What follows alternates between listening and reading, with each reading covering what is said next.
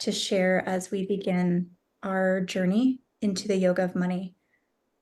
I know very little about how your journey with money will unfold for you next. I think we're used to, in our culture, money being something of a formula that somebody cracked, and then you can dominate it and share it with everyone else. And I'm going to present a really different perspective with you today in our opening. And you can tell me later if that's not what you signed up for. But I don't know that I can tell exactly how your adventure is going to go.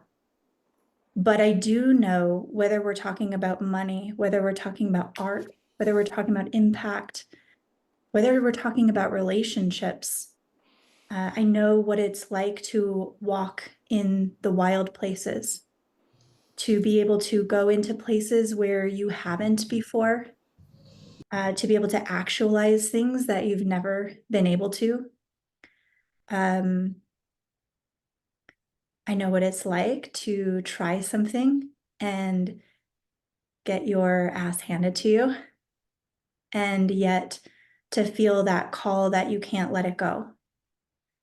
And that what you're doing is not only what you want, so that you're creating what you want, but it is also something of a calling. It's the thing that won't let you go. And it almost feels more of a divine desire that wants expressed through you next. And those are my favorite adventures. And so we get to spend a whole month together from now until solstice, swimming in your ocean of money and what's going on. And why I'm calling it yoga is, spoiler alert, we're actually not doing asana or physical practice today. You're like, oh, thank goodness. But yoga is a word that means one, like holy union. How is that for provocative when we talk about money? Holy union. And so yoga is for the body, it's for the mind, the emotions, the soul itself. And so I look at each piece of that when we look at the story that money is telling in your life and your work. What is the mind of it? What is the heart set or the feelings behind it? What is the skill set? So how are we being skillfully? The strategy, I would put that in the body of money itself. And then the soul itself. And so I look forward to weaving those all together. Just as a point of bringing you into the room, we can use the chat. You can also unmute yourself. We're all adult learners. So a side note before we do that is you can come and go as you please. You don't need a hall pass or bathroom pass. You can turn yourself on and off camera, on and off mute. And that goes now and in all of our sessions in between. You get to manage yourself.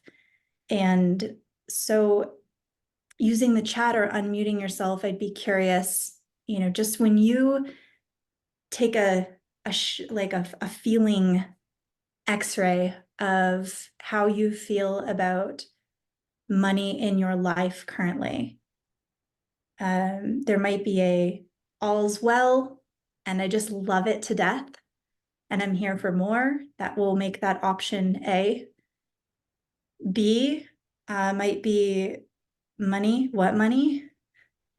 I hear tell it's nice, don't have any. C, it's complicated. And I'd be curious just to get a read for your energy today, specifically. Now, C, it's complicated. I like that answer too.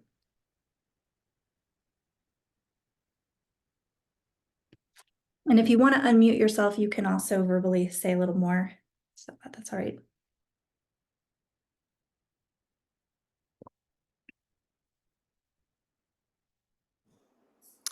For me, I would say it's been complicated, but I want it to be simple and for it to be just like good vibes. Vibes. Do A you ever feel flow like in, it's flow the out. eggshells? Like almost like an eggshell vibe, like please just be good to me. Yeah, a little bit. Yes, it feels tenuous, and I don't want that to be the way anymore. So, Yeah, good. Yeah, Courtney, I like it. Mixed feelings, like an internal pinball machine. Yeah. Oh, we might as well introduce this symbol. In our client circles, we do this, right? And this is the symbol for me too. So if somebody shares something and you resonate, you can do like a me too. Um, yeah. And like to Yeah, add that, Joel. oops, Oh, sorry. go ahead, Chi Chi, and then I'll read Joel's. I said I'd like to add that I'm feeling more like a grown up finally about money, but I'm not there yet. I'm not in my money happy place yet. Uh, I will say I'm at least out of debt, and that is a big, like, um, but um, but yeah, the budgeting, the trying to squeeze out money to do a vacation with the family with two kids, teenagers, and the what does the house need to fix up, and yeah, it's Mm, complicated. yeah, but I like that. It sounds like it's in process of growing up with. Yeah, nice. And Joel, you said, I value it for the freedom it provides. There are big, huge rivers of it moving around out there, but they feel really hard, very hard to find and tap into. Yeah, good. It's a rich answer. Susan, evolving. Yes, you are. And exciting, excited to expand more joyously with money. My old story was unknowingly one of fear and separation. Yeah, and I think that's a really good bridge. There's an aspect where my intention with each of you is one, where you're confused, we bring clarity. Two, where you're very, very sure and rigid in your rightness, we bring confusion, provocation. Where you feel stuck, we bring liberation and permission. Where you feel embarrassed or hesitant, we bring unapologetic ownership. And I love, this is actually, I might as well say this, although with my clients, we talk about money overtly all the time. This has been, in a way, a coming out of the closet for me to not say the word, we're exploring wealth, we're exploring success, we're exploring abundance, money. And the reason this feels important for me are a couple of reasons. Money brings up all of the themes I love the most when it comes to transformation, especially transformation as artisans, as entrepreneurs, as thought leaders. It brings up topics of power dynamics, where we place our power, where we feel powerless, who has agency. It brings up themes of fear. Yes, one theme is fear of survival, meaning how well I can care for myself, how well I can care for my loved ones, and our relationship between stability and uncertainty. But it also brings up fear. I would call this the unsolved fear in our world right now. And the unsolved fear is, what will people think? Why I say this as unsolved is we have, for the most part, in first world countries, we have solved many survival fears. But yet we have not solved what will people think fears. We've actually amplified them. And because we've expanded our tribe. And if you'll notice, like, fear of what people think, especially as we move through the topic of money, it has much more to do with your specific tribe.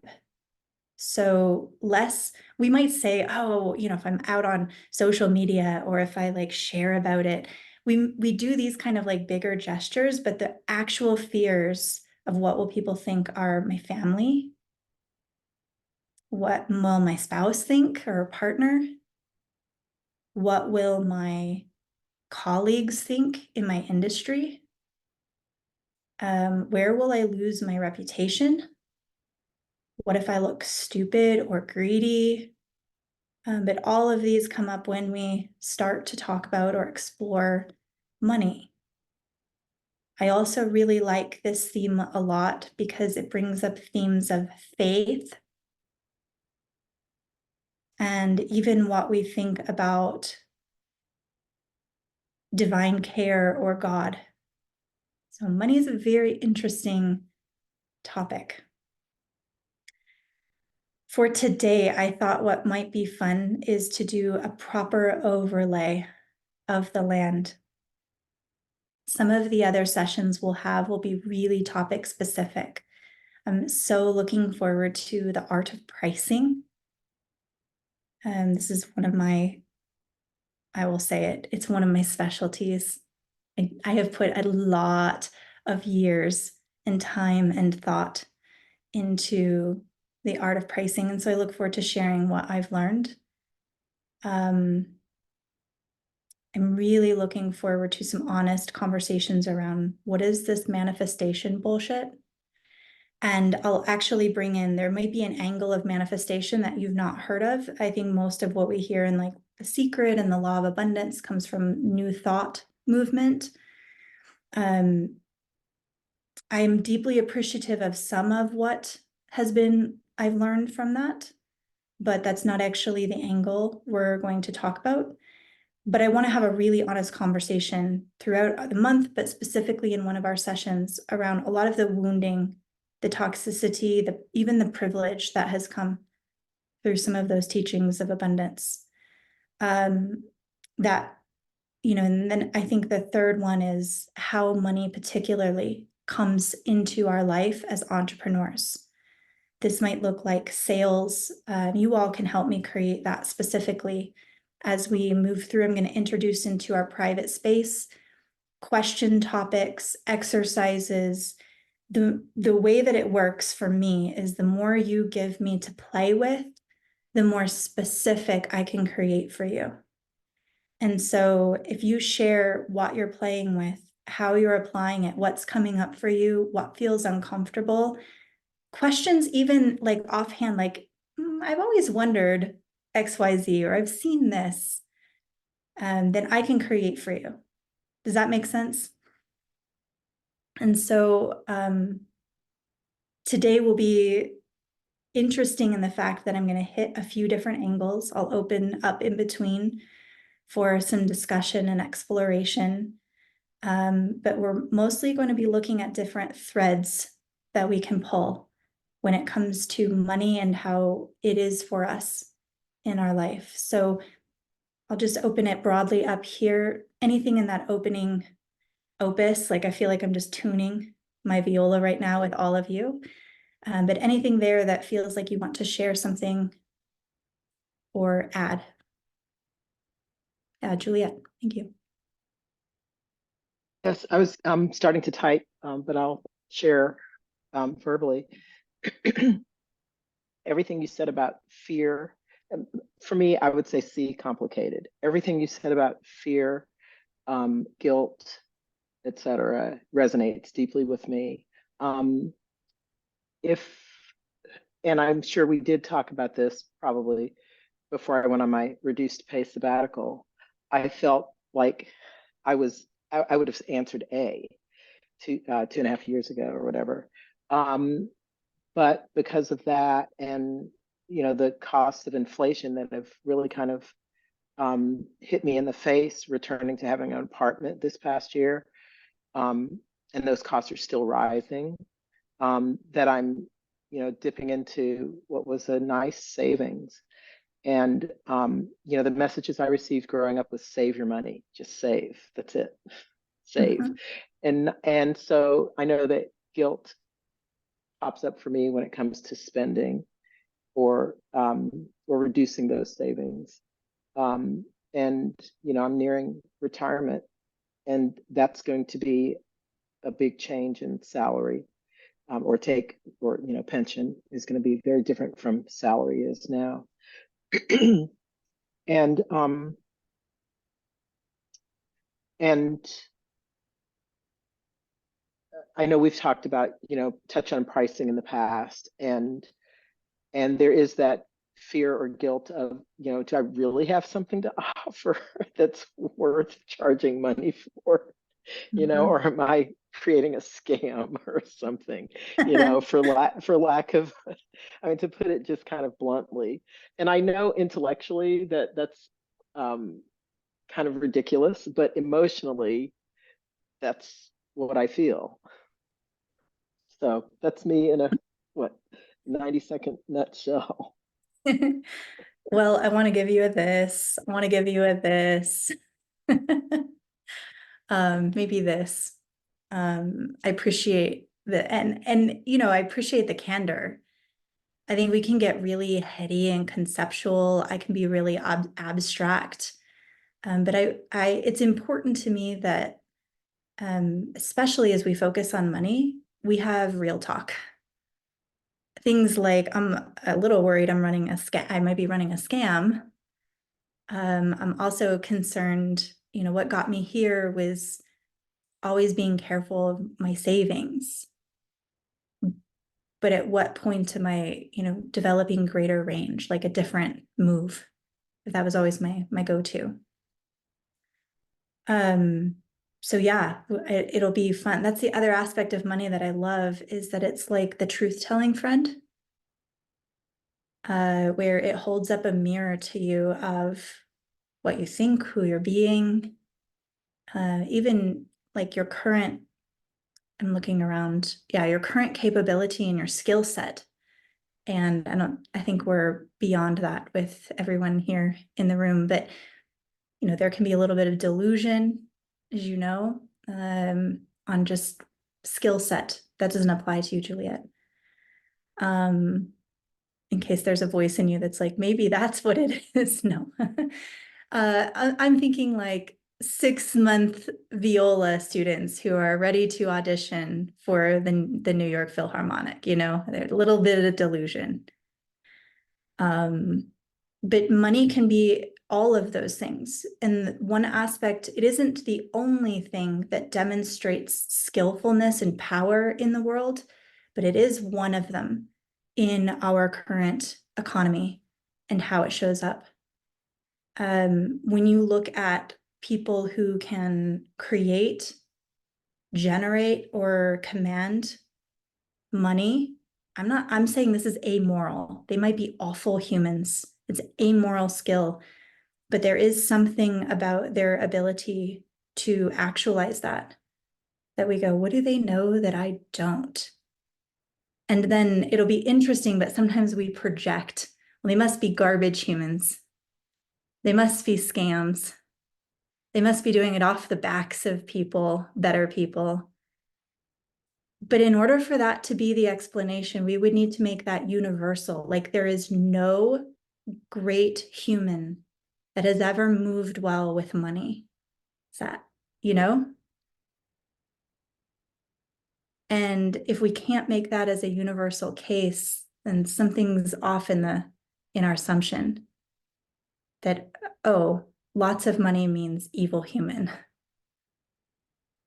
And so it gives us range. And I think that's also the intention of this time, is to give you greater range with the choices that you can make on money, on how you create it, how you save it, how you flow with it, than like your typical moves. So maybe we can pause there and look at, like just explore what are some of the earlier messages similar to you, Juliet, like make sure you're careful and you save. But what are some of the earlier messages that perhaps you received about money or people who had a lot of it? And I'll share one of mine. This isn't the only message, but I do remember money being something we don't talk about. Like as soon as it came, it was like, shh, you don't want to share that, how much you got in your allowance. We don't want people to know. Or, don't tell people, how much, daddy made. And I didn't even know these things, right? Like, so I couldn't tell if I wanted to. But there was like this hushing, like, oh, it's very uncomfortable. One, we don't want people to feel bad if they have less. Maybe, and I had this feeling like it's okay to have ish, but don't have too much of it. And definitely never, ever, ever talk about it. That was one of my earliest stories. And anybody that overtly talked about it, it was like, oh, so arrogant. And also kind of risky. Like, I think they're tempting God. Like, it's all going to go away because they're talking about it. Anybody have that jinxing feeling? Yeah. So whether that or I don't know, what were some of your early stories around money? Who has it? I can go. I've been struggling with this area for a couple of years, and so I'm just so eager to hopefully get some inner rest with this. I grew up with a lot of scarcity and financial desperation, and at some points in the period of age between like 18 and 23, experienced financial abandonment, and that was really hard, and that has deeply shaped my interaction with money. And instead of it, for some people it would veer them towards saving. For me, what it felt like is I better get what I can while I can, of like material things, because I may not be able to in the future and I will need it then. And so it led to just like spending that wasn't necessary, but it made me feel safe. And it's hard for me to not feel some measure of shame about that, because I could have used all that money differently. But at the same time, it was also serving the emotional purpose it needed to at the time, so that feels complicated. um, and I noticed about probably a year and a half ago, and then again this last fall, when I changed my teaching rates, my interaction with money shifted, and I found my spending to be less scattered or impulsive or frantic. And that was connected to just how much money was coming in. So it was like the amount helped to calm me a little bit. And it was enough to actually take care of some things I wanted or needed and save. And so it created more stability, and calm, and a sense of independence and power. And that's another thing. Being on the lacking end of money growing up, I was very aware that people with money had power. And during some really influential years in my life, they used that to have power over me. And so it's made having a lot of money feel a little bit icky. Like you said, like too much, like I, so I think now I kind of want to be in this place of calm and settledness in my decision making about spending money, and being able to have enough to be generous and make decisions to buy the thing that I really do want, not spend it in more scattered ways where I'm just trying to like fill emotional holes. And it's been like a multi-year process for me. It's just like I really want it to be over. um, yeah, so I have been feeling myself, inner self, being prepared for this the learning in this next month. And I, even this month, have spent money in a different way than I have in the past, and it felt so good and clarifying. And I feel like I need that clarity in order to weed out this emotional bandage spending. Um, yeah, I don't know, something you said on the retreat, actually, Lindsay, was be honest about what you really want and do what it takes to get what you really want. And I have struggled with that because I will try to fill that hole with other things that are less than. And because I don't believe I can get what I really want or that I'm worth, like that it would not be too indulgent to get what I really want, you know, or that I'm worth that item. Not that my value is attached to it, but that, like, I deserve that item if I really want it. So yeah, that's where I'm at. Lots of love coming to you. It looks like hearts from Joel and Diane. Yes. Yeah, I think there's a lot of, I would guess there's a lot of me too, whether when we have who, I'll say it this way, who are we? This might be a great journaling question for those of you who journal, but who are we when we have more? And back when, Jess, before you had greater emotional tools and bandwidth and wholeness, you would use more money, is from what you said, to help yourself feel better in that second. And now that you have greater personal bandwidth, you understand how to work with emotions more skillfully. You don't need money to play that role. And so, I hear you're on the threshold of evolution, where it's like, then what's the new dynamic that I want to create with money? If it doesn't need to play that role anymore, what does it want to do? What do you want it to do? And I do love also, yeah, I feel like part of my dharma, aside from any job title I may or may not hold, my dharma is liberating people to do and create what they really, really want. I think Chi Chi and I had some laughs over the Spice Girls song. Tell me what you want, what you really, really want. And then also weeding out fantasy from truth. That's been a lifelong inquiry for myself. What's real and what's myth? Yeah, so yeah, thank you, Jess. I appreciate your brave vulnerability. This would be great. You also brought in the aspect of power dynamics. This might be worth also bringing in here to our opening opus. My view on power has been really complex in my life history. So many times we experience great contrast in our life where we're actually being called to transform and liberate. We might say heal or bring wholeness, actually union, yoga.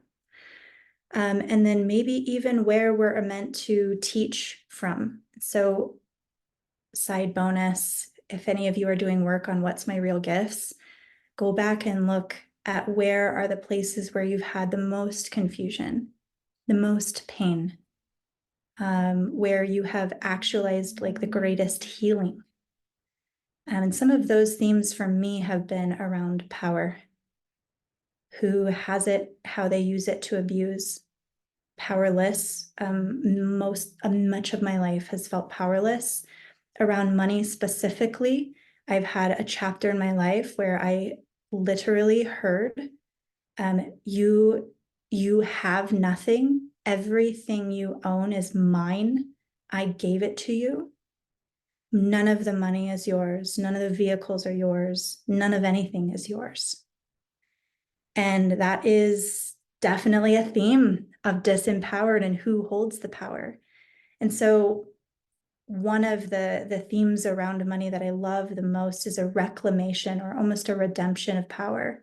Because I think it's very tempting to say, well, I'm going to wrestle that power back and I'm going to punish whoever said that.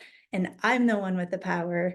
But actually, I see power as power with, not over. Like, who can dominate more is not a game that I really wish to play. I would much rather say, how connected can I be?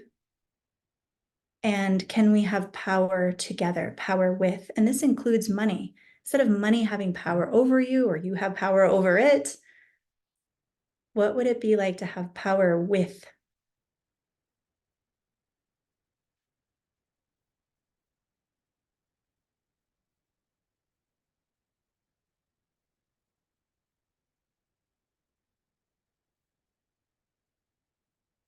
Yeah, maybe let's take another.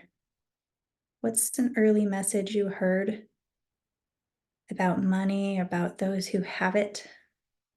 What's coming up? Yeah, Jenny. I resonated. I recognize that voice that you shared, Lindsay, about nothing you have is yours, it's all mine.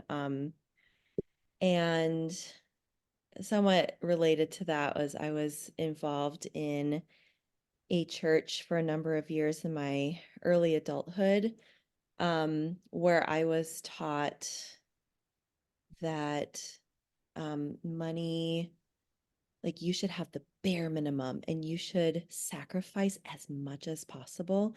You should give so much until it hurts your life. And so there's so much fear around money that having even a little extra money or having, I mean, it wasn't so, I think there was still some balance in terms of like you can still have retirement accounts, which I know there are some sects who don't allow like retirement accounts or like any savings at all. So it wasn't that extreme, but it was still this absolutely this environment of like your life is not important. This is what's important. So give us your money, give your money here. And that and so along with that is all kinds of guilt, shame, and about around any spending, at least for me, who's a sensitive person who took it really seriously. I don't think my husband was affected at all by it, which is so interesting. Um, but like I've been coming out of that, but that's still there, and I still have kind of an ick factor with money or some guilt around having money or earning money. So it's yeah, kind of related to those messages. I appreciate you bringing that in. How many had some faith-related messages around money or being altruistic, self-sacrifice? I remember that the Bible verse of like, where your money is, there will your heart be also. So it's like, put it in heaven, essentially give it to the church. And yeah, some of us, I'm with you, Jenny. I grew up with many of these messages, but in many different lineages, actually. So yeah, the church was alive in the yogic community as well in early adulthood. Then it was really alive in the service industry early on as a coach. Definitely the musician or art, like starving artist mentality of you shouldn't charge for your gifts, because if they're really gifts, they should just be given away for free. Like there was a wrongness to it. Yeah, the love of money, root of all evil. On that one particularly, do you have an upgrade or a way of understanding that yet, Juliet? I've thought about that verse a Um, lot. I'm curious. Yeah. yeah, and I remember it being quoted incorrectly at first, Hmm. as money is the root of all evil. And it wasn't until later in adulthood that it became, um, I gained clarity on the fact that it's the love of money is the root of all evil. And yet, and still, in light of what we're talking about, both are, um, you know, mismessaging. Um, Money was definitely a power dynamic in my childhood, and my my dad was a preacher's kid, and his dad was a preacher's kid, and there was all this language and messaging around money, um, there was also a lot of, um, you know,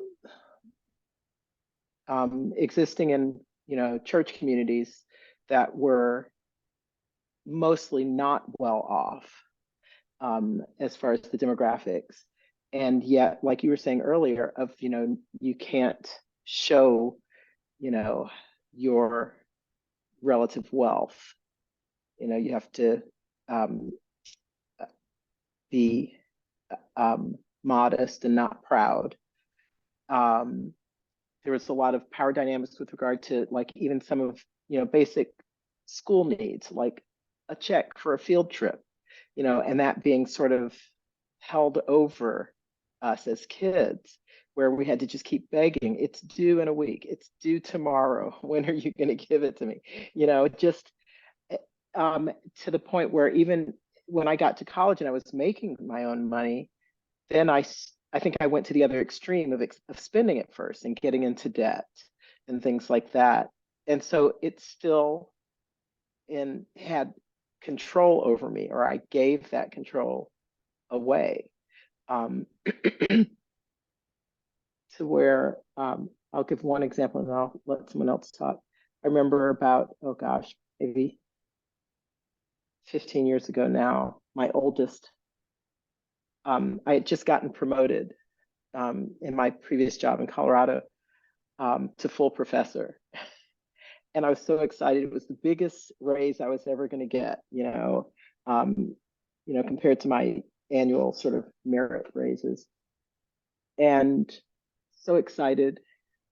Within about a week, my my kids had dentist appointments. My daughter came home, and I was suddenly spending that raise on the orthodontist. And I remember at the time expressing just my,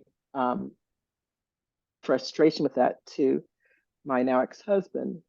And I I was made to feel ashamed for being stressed and frustrated about that. Like, I can't get ahead. No matter how hard I try. So, yeah.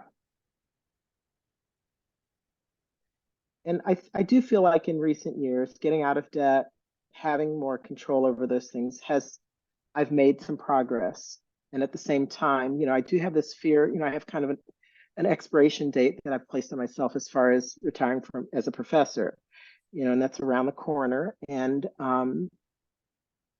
but, and I'm trying to plan for that future. And there's a little bit of fear for Mhm. sure. And at the same time, in thinking of, where do I want to live in retirement? I have dreams of living in some really kind of nice places where I will have the things that I really feel like I need around me, but that's going to cost some money. And I don't want to have to live in a tiny little town with no arts, but that's what it feels like. I'm going to have to make a choice between one or the other in order to survive. You know that you're just like waving a delightful like carrot in front of my uh yeah, my spirit. But I really appreciate you sharing those things. One is, you can maybe have, I don't know that it's fully true in your life right now, but that no matter how hard I try, I never get ahead is a really common or relatable theme, where I just get more and then it goes away. Like, what the heck? And also that money comes through hard work. And this is also an aspect where we might start to say, well, I just don't have the bandwidth. I either am going through some health challenges, or I'm already like my time, my energy is strapped and I can't possibly do more. And so I've just got to make it work with what I already have. And Juliet, it's really fun that you're on this like threshold of complete reinvention, because you get a choice where there's nothing wrong with the way that you created your success and stature and career and family up till now. You did a kick-ass job. like I actually like this to much of what you've created. And you get to choose like that feeling of money and having what you want. Like I got this image, do with it what you will, but like these limited stacks of coins, right? And you're like stealing from this pile and shifting it over. And I would like more art in my apartment, but no. And I'm just managing my money better in this next chapter versus seeing the possibility that this is like your next chapter can be your wild wealth. Yeah. Yeah, and Jenny said in the chat, I feel there are different expectations for women versus men around money. I have my own theories as a woman, card holder, but I am not a male. So Joel, just all the pressure on you. Have you found that to be true? Actually, apologies, my voice is a little bit rough from my cold, but I actually have this written down because Jess and I talk about this frequently. About we have such similar backgrounds in our upbringing, but as a man, I was never told not to be independent. I was told to give. I was told not to, but I was never held back from any interesting opportunity that I felt like I wanted to pursue. I was never told that I was supposed to rely on someone else financially. And so, in that system, pretty much designed for the benefit of men by the mere kind of historical accident of having been born a man, I benefited from it, whereas she was profoundly injured by it. So, and then with that, my dad was very much a blue collar worker when I was born. And then by the time I left the home, he was making six figures as an engineer without a college degree. And so his kind of whole message was always, it's always out there for you if you want to go get it. And also, learning is overrated and college is overrated and you just have to hustle, right? But he kind of lucked into that white collar career in a sense from being a man and from having a certain niche set of talents. Mhm. And then I also felt like I kind of lucked into the career that I have through first being able to work with him and the doors that opened for me. And so, so that was my relationship with it on the one side of, I was on the other side of the wealth or the income was there for me to tap into, but I felt like it was not really deserved. And then the other part, I think that we probably both had similarly, we don't talk about this as often, but on the spending side, I really internalized, excuse me, the message that behind any item or service for sale is really a trap. That people are trying to trick you into spending your money. So I hold my default position is to hang on to it because I'm not going to get bamboozled, right? And then when it comes to offering my own services, I feel like they're going to think that I'm trying to bamboozle them. So just like, the imposter syndrome almost goes on both sides there. But yeah, very different, very, very different expectations for men. And I think it's great to not have those, the challenges or associations that come from having been profoundly dependent and abandoned by others. Mhm. And yet, I think, so I have a big advantage in that sense as a starting point that I'm cognizant of. But I think for me, it's more of overcoming the suspicion that I have and the projection that I put on other people on the other side of the table. Mhm. And I'm going to have to go back and listen to every line item of what you shared. There's so much gold in there as per usual from who I know you to be. when you speak. Joel ever shares his opinion, everybody lean in. But yeah, you know, I get to be behind the scenes for a lot of women. But I would also say I've worked with a number of men over the years, and the right kind of men tend to find me when it's time. And I'll just share, we might go into the more of the energetics and the skill set when we get into, you know, enrollment or sales, or how people come into your world professionally. But I will just share, like, there is a profound difference many times to the permission that women feel guilt-free to invest in themselves and what they want, and who they have to go ask permission from. And then kind of just like, oh, dare I don't know it, that I don't always see with men. And I work with really fabulous men. And so they have conversations. They might say, I want to speak with my wife, or I might want to speak to my board of advisors, or I might want to run this by them. But there's not the like angst of like, oh, like a please, can I do this permission thing, or like avoiding the conversation. And so I do know there's some definite huge differences. Jenny mentioned this too, and it was in Joel, what you shared. And I don't want to go too deep in here. I'm mindful of the time. We are going to end on time. Those of you who know me know that's quite a feat. But it is worth it if you want to look at how do I believe money comes into my life, or how does it tangibly? If you grew up under blue collar, this is a value paradigm, by the way. So when we look at value, blue collar tends to create value from hard work, or solving, like doing work that no one else wants to do, essentially. And so if they're willing or skillful to do those things that no one else wants to do, then they create value. They receive for that.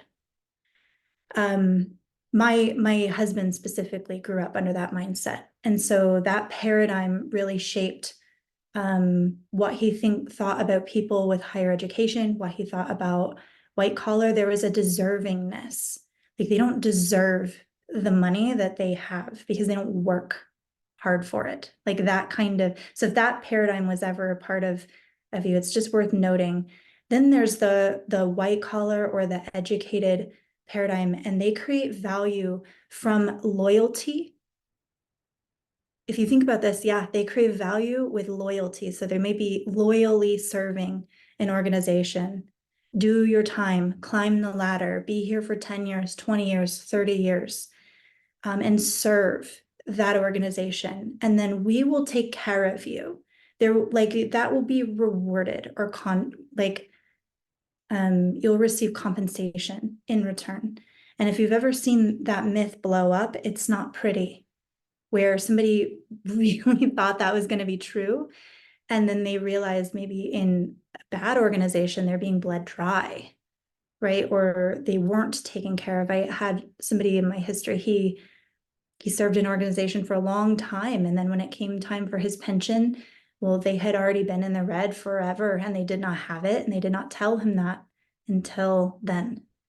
And that was really, like, that's a really big thing. And so if you lived in that paradigm of loyalty, there is going to be some issues around what does disloyal look like? What am I allowed or not allowed to charge or do? Like, we will not want to exceed those organizations or industry standards. We're going to compare pricing. We're going to compare everything because we don't want to be disloyal to the people or the organizations that got us there. And then the other paradigm, I'm sure there's more, but is the entrepreneurial paradigm. This is where contribution or money or value comes through creativity. One, how creative are you? So that might look like, and I'm getting a little windy on this. We can continue this discussion another time, but essentially creativity and permission, like permission to do it or to make it. So that it might look like, which lane are you creating value in now, especially when looking at creative entrepreneurs. And it has so much to do with the rules that you're willing to break. Where people will say it can't be done or it can't be done that way. And you say, is that true? And it feeds your innovation, or you're only allowed to do it this way. What if I don't? And so this actually is a great segue into my invitation, my wild invitation during this yoga of money. You can play a number of ways through the month and in our sessions together, but also in the exercises in between. And one, you can play to your patterns, meaning I might propose a different paradigm, a worldview. I might give an exercise or an action, and you'll notice your pattern, like, oh, that doesn't, you might say that doesn't resonate with me, or I'm a little bit more humble than that. Like, you might judge me and I'm willing to hold that. Or that seems stupid. And I invite you, like, be playful with your patterns, like allow there to be some permission to try something new, even if it feels stupid, even if it feels a little hot or edgy. And so that you can just expand your range. That's the other side of yoga, right? The ability to fill or express new shapes. So one really great example is look at the way that you're currently offering your work. And you might say, like, I'm holding for big programs because I don't want to cheapen it with like little stuff here and there. That's cheap. I dare you. Does it mean cheap? Like, or like, the eye doctor that sells buy one eye and get the other one free for surgery, right? Like, I don't want to be that person. Look at the places where you say, I don't want to be that person, and like challenge yourself. How can you play with that in a way that doesn't overtly violate non-negotiable values? So I do have some non-negotiable values. I am happy to create more, but I want to do it in a way that helps others have more, right? Not that takes. That's an important, like, non-negotiable for me. I'd never want to be in a position to convince, but rather support, like, celebrated choice. Like, so you might have your non-negotiables when it comes to playing with more, but do play with your patterns, expand your range a little bit, maybe dare to try something new. And so as we finish and before we share our close for today, here's something that's really important for you to know about the way that we're working with money yogically or in union. We talked about a little bit of faith lineage. I come from a Christian tradition. I'm also unapologetically mystic, meaning I have broadly and deeply studied so many other lineages because I'm always looking for what's the threads in between all of the little rules of how it all works. And the position that I'm teaching or sharing the yoga of money is unapologetically from shamanism. And we can get into what I mean by that. But I would say, aside from any initiation, training, permission to own that title, like, I simply am that. Shamans are one who sees in the dark and one who walks between worlds. And money is one of those bridges between reality, how we live. That's why I want this to be real. Very interested in resources, community, connection, audience. It has to be real. and also the unseen, the energetics behind it. So one of the beliefs in a shamanistic paradigm is that everything has a soul or a consciousness, an energy. And so your business, whether it's well developed or it's a baby vision, a seed, it has a consciousness all its own. And you might be related to that as its mom or dad, its creator, but it's not a thing. And this is different than our traditional Western worldview, where even money is a thing, it's an object. And we project dirty money onto it, yucky, embarrassing, slimy, great, greedy, right? Like we project all these things onto it as an object. But I would say, what if it's has a consciousness all its own? And so what if it's not about how can I control money? Because write the definition of a toxic relationship, and you might find some ahas in your money dynamics. But what if you're being called to a more functional, a more healthy, beautiful relationship with money? And what if it's not about how can I better control it, but how can I understand it better? How can I partner with it differently? How does it want to partner with me in new ways next?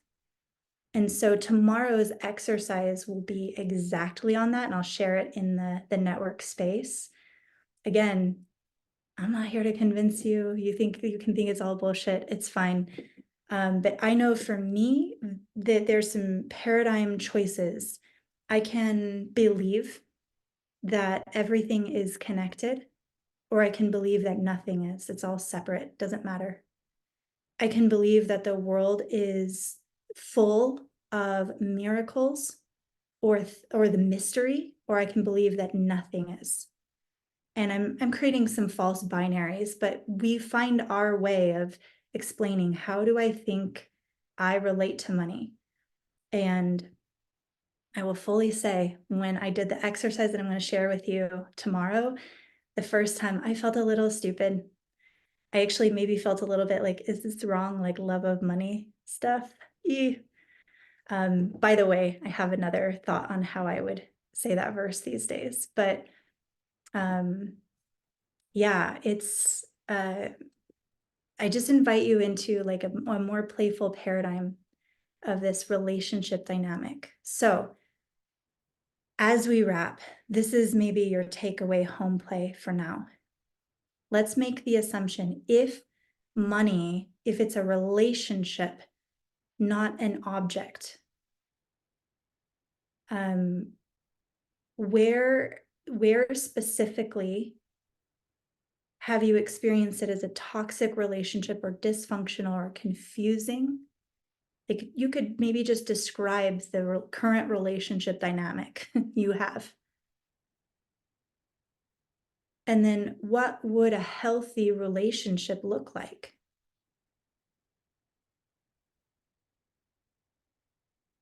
And what does that relationship look like when there's way so much more than enough? What does that relationship look like when there's temporarily less?